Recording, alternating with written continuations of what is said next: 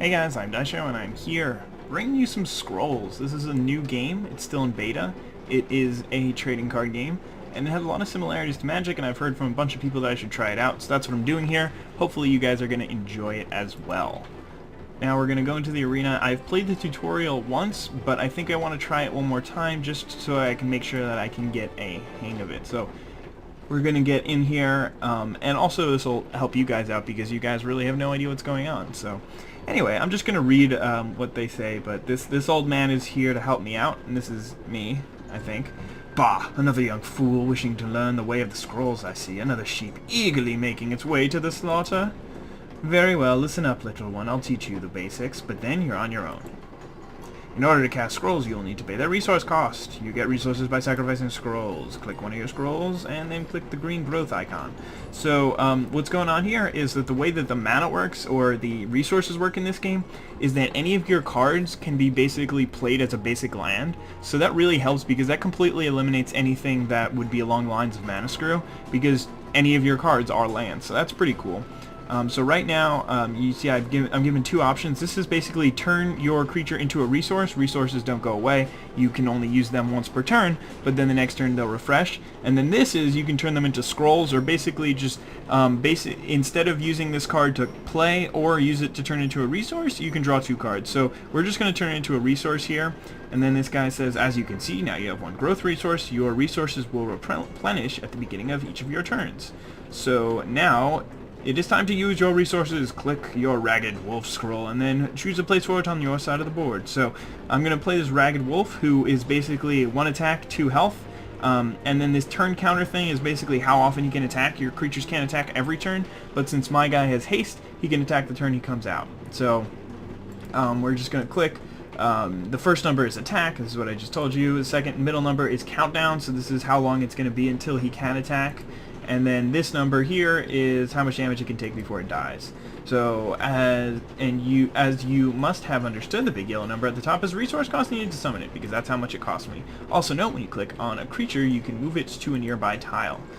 When the unit's countdown cost decreases by 1 at the beginning of at the beginning of every round, when it reaches 0, it will attack. Unless the rules on the scroll state otherwise, the creature will attack in a straight line towards your opponent's idols. The Ragged Wolf you just summoned has haste, meaning it will attack the turn it was summoned. Now click on the hourglass icon at the bottom left of your screen and your turn to begin your attack. So that's this button, basically it just says attack.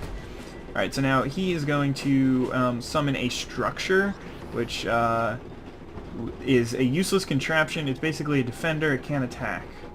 And anyway, structures can be very useful, although mine is only a blocker.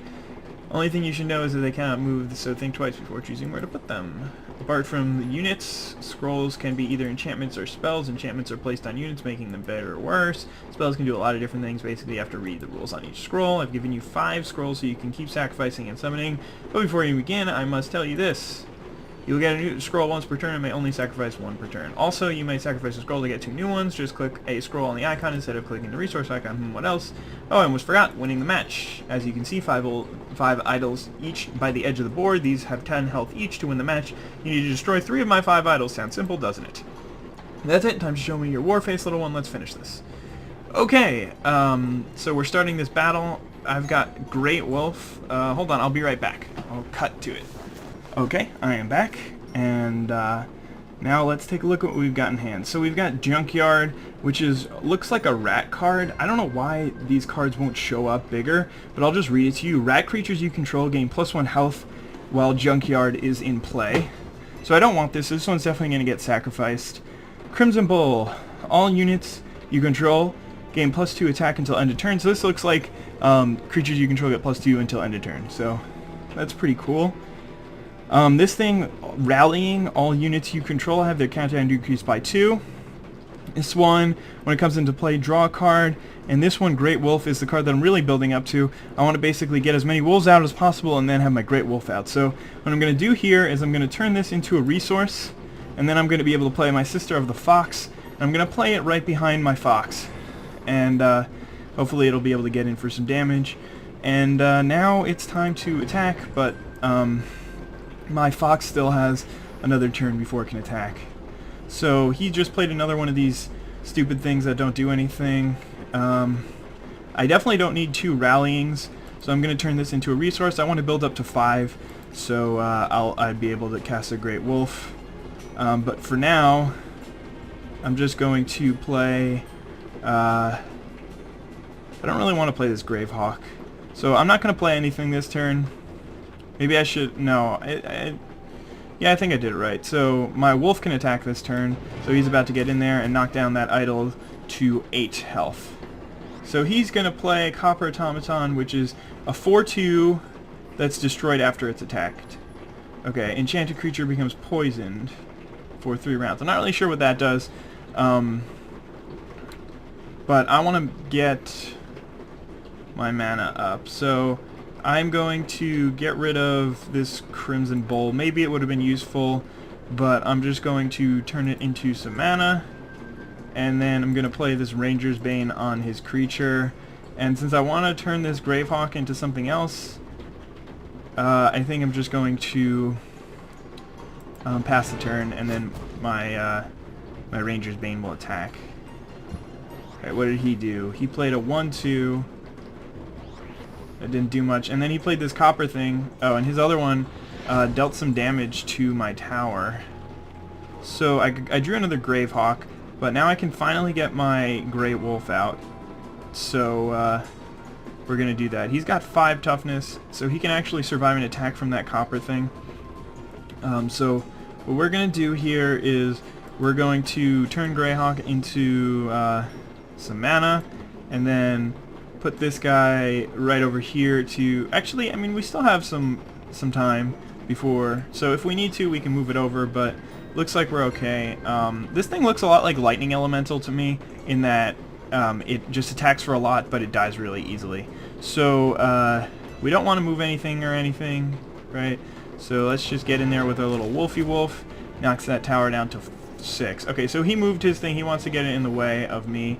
Instead of attacking, Machine Priest heals all your structures by 1. Oh, what did he do? Okay, and he attacked me. So now I'm going to go ahead and turn this Gravehawk into 2 new cards. This thing is just a 2/2. This thing, enchanted creature, gets +1 attack and +3 health, and its move is decreased by 1. So I think I want to do that, but for now I'm just going to play... Oh, is that only for this turn? I thought this was like an enchantment that stayed around. So yeah, I actually don't want to do that. I want to play this thing on my wolf to give him some more health back, and play this guy, I guess, in front of his priest, since I don't really remember what this thing does. What does it do? Instead of attacking, it heals all your structures by 1. When countdown is 0, priest can move a structure 1 step random instead of healing. Okay, so it can move structures, which normally can't be moved. So that'll get knocked down to 5. And then, what does this do? It's a 4/2, and it has a ranged attack, which probably means that... Oh man, he hit my wolf. What a jerk. I'm going to turn this into 2 cards, because I don't really want it, now that I think about it. Enchanted creature becomes poisoned. Again, I'm not really sure what that does, but hopefully that'll hurt him. And then we can give something +1 attack. Let's give it to the... Maybe we'll play this guy and put him here. And then we'll give our wolf some more power and some more health. And then let's attack. So that wolf is going to knock down 5. That one's going to hit him for 2. That one's going to kill his little bro. And then we can... Okay, so his priest is dying and he's upset. So all units get their... So he just played a crazy spell. I'm going to turn this one into some cards. Now we got a bunch of stuff to do. So a lot of my units are attacking since he used that spell. So I'm going to actually play this Crimson Bull. And I might be able... I'm definitely going to be able to take out this tower. And this one's at 5, so... Yeah, we're going to also move some creatures over. But first we're going to do this. So then I only need... Basically... Okay, I can move this guy here. this guy here, and then give this guy +2, and then we can, actually, yeah. Alright, well that's what we did. But, alright, so that's going to destroy that tower. Going to destroy this little tower here, and we're moving on up there. Unfortunately, I forgot to move this guy over. I should have moved him there and then given the plus to a different one. But, ooh, we got this guy, which is good. We already destroyed 2 towers. This one's at 10. But maybe we can do something. I don't want this card. So, when it deals damage, you see what 1 other wolf creatures have their countdown decreased by 1. So none of my wolves are attacking this turn anyway, so I don't think I really care about that. I'm gonna put this guy over here. I'm gonna move. Can I not move my wolves if it's not their turn to attack? I guess not. And I think I'll just attack. So we hit that tower down to 5, and we're looking pretty good. When Golem's King comes into play, sacrifice all your structures. Enchanted creature gains attack and health equal to the structures. What does this do? Equal to the number sacrificed. So his priest got a little bit bigger. I don't think we really care about that. Let's see, and its move is decreased by 1. Have their countdown decreased by 1 when it comes into play. So I think I'm just going to try and play this thing. I'm not sure what it does, but hopefully it'll help me to win. I still can't move this guy. Oh, is it because I put this thing on it? That might be it. But let's just go ahead and do that and attack. That thing doesn't do anything because it's stuck there, and same with this guy. So it looks like I made a mistake by getting my stuff stuck like that. Leech Ring, when enchanted creature deals damage. Let's turn it into cards. What does this do? I don't want that. Oh, this guy makes wolves instead of attacking. Let's play this thing here. I probably should have played it there, but it doesn't really matter. Oh, sweet. I'm gonna put this on this guy. And let's attack.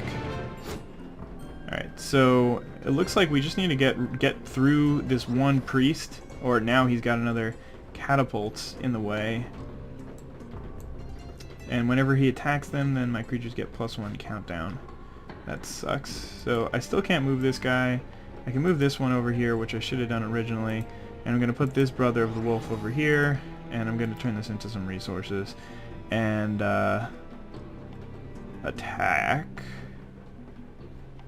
And again, this wolf is just a complete waste, as is this one. But we're working on another tower. We destroyed his gooey catapult. He moved over, and he somehow killed that. I have no idea.